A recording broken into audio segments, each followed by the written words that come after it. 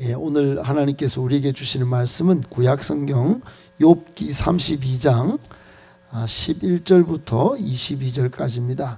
구약성경 욥기 32장 11절부터 22절까지입니다. 제가 가진 성경으로는 구약성경 792쪽에 있는데요.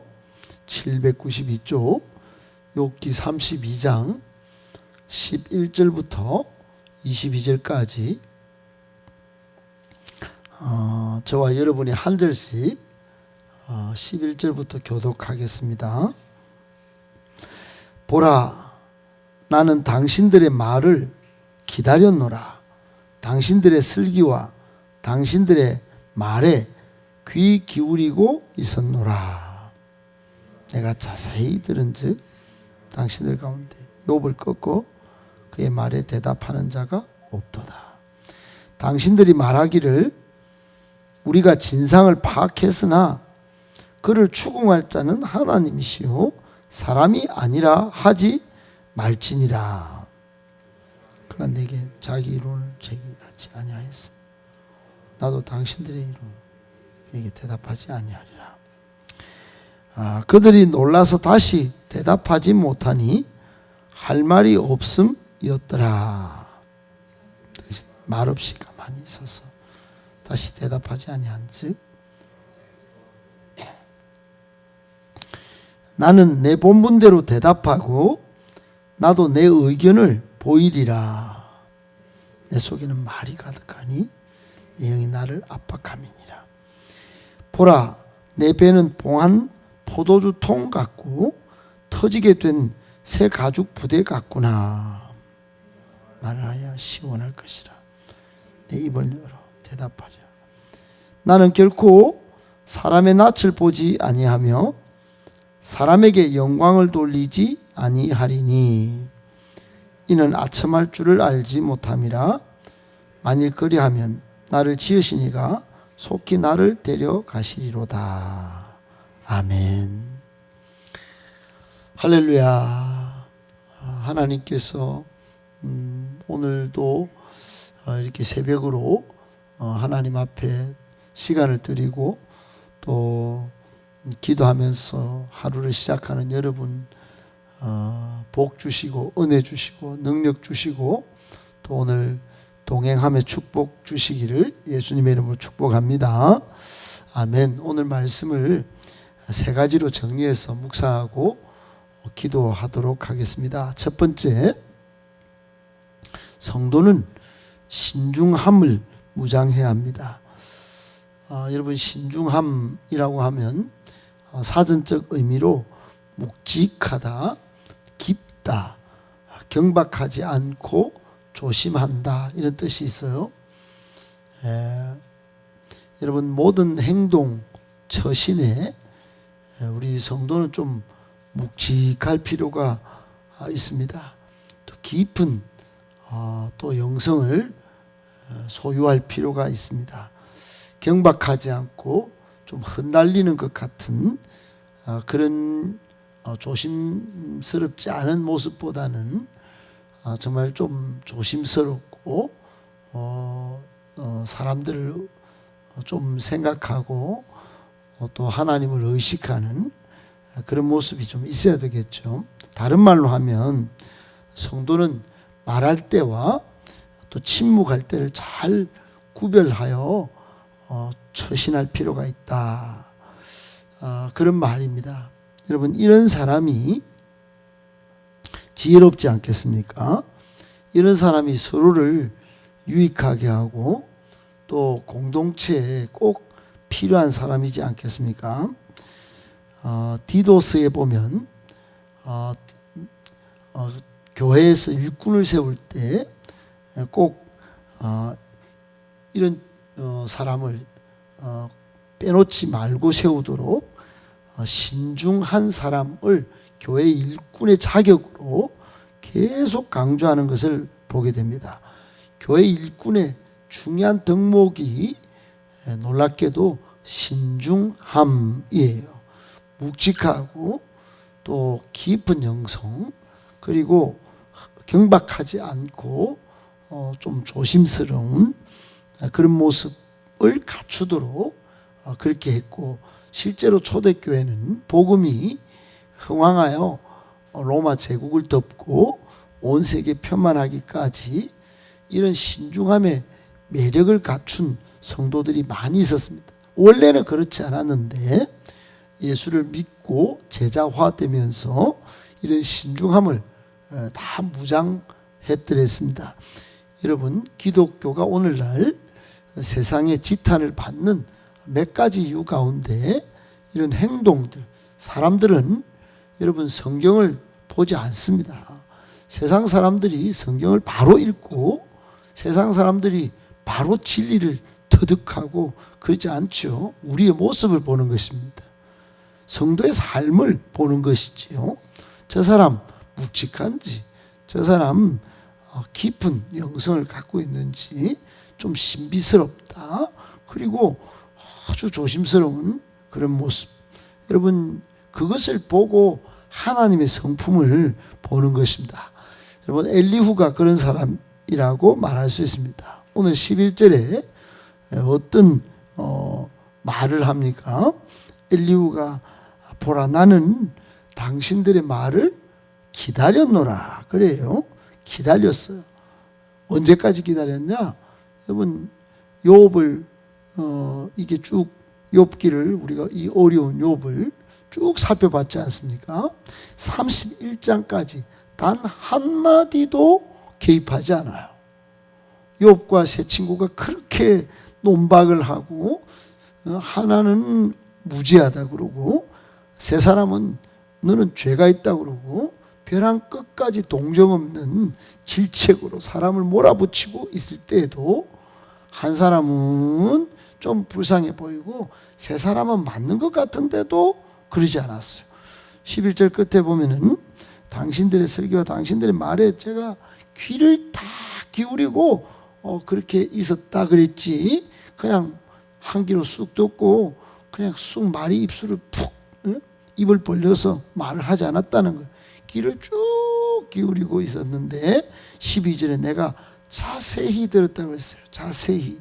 여러분, 만약 엘리후가 처음부터 섣부르게 욥과 세 친구의 논쟁에 끼어들었다면 어떻게 됐을까요?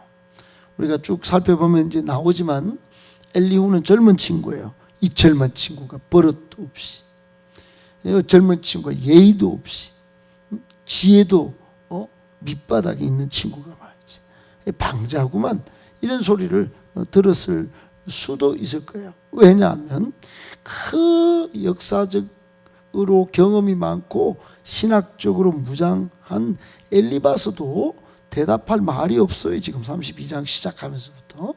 그리고 빌닷도 엄청난 지혜를 무장한 사람도 이제 입이 궁색한 거야. 소발도 그렇게 담대하게 욥을 몰아치는 그런 소발마저도 입을 닫았어요. 그러니 엘리후가 만약에 초장부터 개입했다면, 신중함으로 대처하지 않았다면 아마 이런 소리 분명히 들었을 것입니다. 그러나 31장까지 이 논쟁의 불개입 원칙을 확실히 세우고 묵직하게, 그리고 잠잠히 참고 기다리면서 지켜보다가 이제 세 친구의 궁색한 말이 끝이고 나자 욥이 또 강력히 무죄를 주장하는 최후 변론을 끝나자마자 이제 개입하여 이제 대처하게 된 것입니다. 교훈이 뭘까요?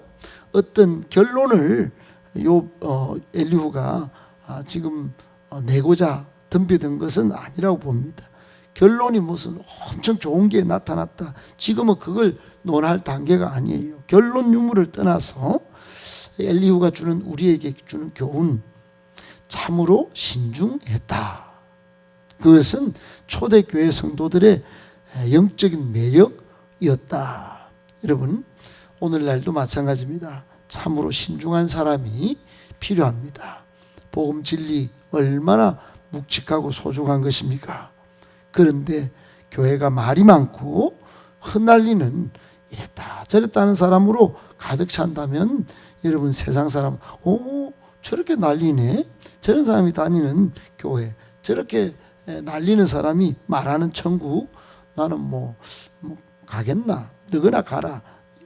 요즘 요렇게 말하는 시대가 되었지 않았을까요? 굉장히 안타까운 일입니다. 여러분, 신중함을 잘 무장하여 하나님의 거룩한 성품을 이 세상에 드러내 보이고 세상 사람들로 하여금 하나님의 복음 진리의 길로 접어들어서 영생을 얻게 하는 복된 성도 다 되시기를 예수님의 이름으로 축복합니다. 아멘. 두 번째, 논쟁은 피하고 반드시 공정함을 잃지 말아야 합니다. 여러분, 믿음의 역사는 논쟁의 역사가 아닙니다. 저도 지금 조직신학을 박사과정까지 하고 철학을 공부하고 세상에 직장생활을 약 20여 년 했어도 여러분 아무리 살펴봐도 교회가 지역을 다 돌아다니면서 큰 교회는 다녀봤는데 논쟁은 많은데 성령의 역사를 기대하면서 기도하는 사람이 꾸준히 더 많아지지는 않더라고요. 기도하는 사람은 잠깐 올라왔다가 그 뒤로 논쟁으로 서로를 손가락질 하다가 서로에게 상처 주고 피해받는 그런 일들이 더 많은 것 같아요. 너무 안타까운 일입니다. 여러분, 믿음의 역사는 성령의 역사로 일어나는 것이지 여러분 논쟁으로 일어나는 것이 아닙니다. 이 땅에 논쟁이 얼마나 많은지 몰라요. 그래서 사도 바울은 디도서 3장 9절에 디도 목사에게 어리석은 변론을 피하라. 이것은 무익한 것이요 헛된 것이니라. 그렇게 권면을 했습니다. 후임 목사에게 디도가 아주 좀 강단 있는 그런 목회적 성품을 가지고 있었는데 그런 디도 목사에게 어리석은 변론, 그거 변론 그게 결코 좋은 게 아니다. 할 말은 많겠지만 그 무익한 거고 헛된 것이니 성령의 역사를 기대하라고 그렇게 권면을 했어요. 여러분, 그러므로 아무리 진리의 복음, 생명의 복음을 갖고 있다 할지라도 논쟁으로 이 세상을 굴복시키려고 하는 행동은 굉장히 바른 처사라고 보기 어렵습니다. 성령의 역사가 있어야 되는 것이죠. 여러분, 성령의 역사는 가령 이런 것입니다. 어제가 우리가 3.1절인데 흑암으로 이 세상이 도탄에 빠졌을 때 여러분 기독교를 무장한 사람들이 생명을 걸고 미래 광복, 이 조선 땅에도 하나님의 나라가 올 것이라, 하나님의 그 예수의 나라가 올 것이라 라고 성령의 역사를 기대하면서 대한독립 만세를 외친 것이죠. 사랑하는 여러분, 그런 사람들이 그냥 뭐 외친 거가 아니겠죠. 뭐 논쟁으로 일본 일제와 맞섰다면 여러분 뭐 그 힘에 압도되지 않았겠습니까? 그러나 소수의 사람들이 이곳저곳에서 들불같이 일어나니 결국은 여러분 이 땅에 해방이 왔고 광복을 얻고 지금까지 우리가 이 세계 7등이라고 하는 그런 놀라운 결과를 보게 되는 것이죠. 오늘 12절부터 14절에 엘리후가 새 친구들에게 말을 합니다. 자세히 들어보니까 어떠냐 보니까 전부 자기 논리예요. 자기 논리. 그러므로 욥도 그렇고 여러분도 그렇고 전부 자기 논리로 욥에게 대들고 욥은 욥대로 자기 논리로 새 친구에게 논쟁을 하는 걸 보니까 이래 가지고는 객관적이지도 않고 공정함으로 하나님을 드러내기보다 서로를 각자 갉아먹는 그런 변론에 그치겠다. 그렇게 해서 오늘 이제 개입을 하게 된 것이에요. 여러분, 오늘 이 두 번째로 주는 우리가 받는 교훈은 이것입니다. 우리가 섬기는 하나님은 논쟁을 통하여 자기의 논리로 사람들을 누르고 또 엇박하는 그런 하나님이 아닙니다. 우리가 섬기는 하나님은 공평하시고 공정하신 하나님이세요. 그러므로 우리도 여러분 공정으로 세상을 바꾸어 나가야 할 사람이죠.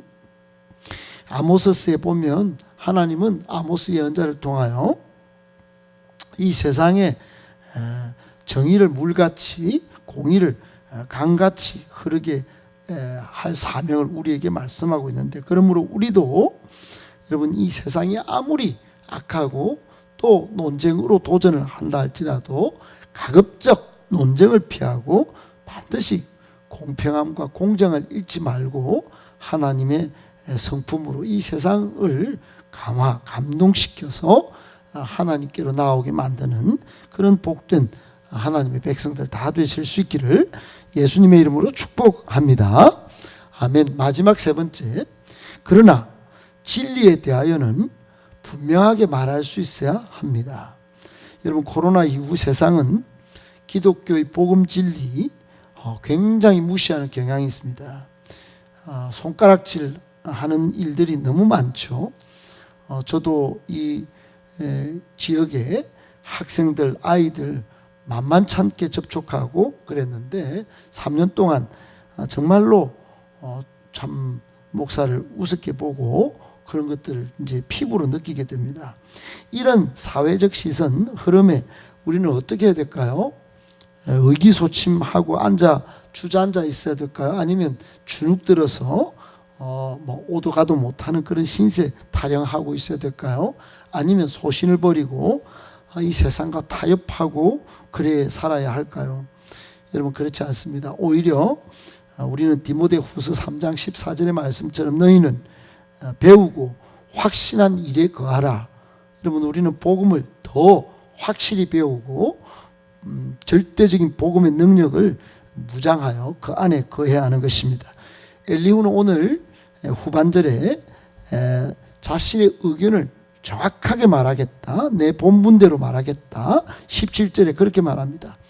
입에 막 정말 이때까지 참고 참은 이 내가 배운 지혜, 내가 사람의 눈치를 보지 않고 21절에 나는 사람에게 영광을 돌리지 않겠다, 22절 나는 아첨할 줄 모른다.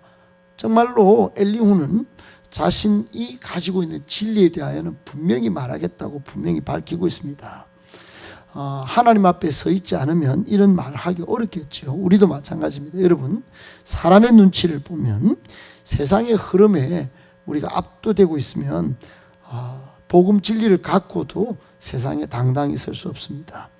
디모데후서 1장 11절에 내가 이 복음을 위하여 선포자와 사도와 교사로 세우심을 입었노라고 했던 바울처럼 여러분, 복음 진리 하나만 가지고도 일사각오의 정신을 내보일 수 있어야 합니다. 그 영성을 가지고 있었던 분이 주기철 목사님인데요.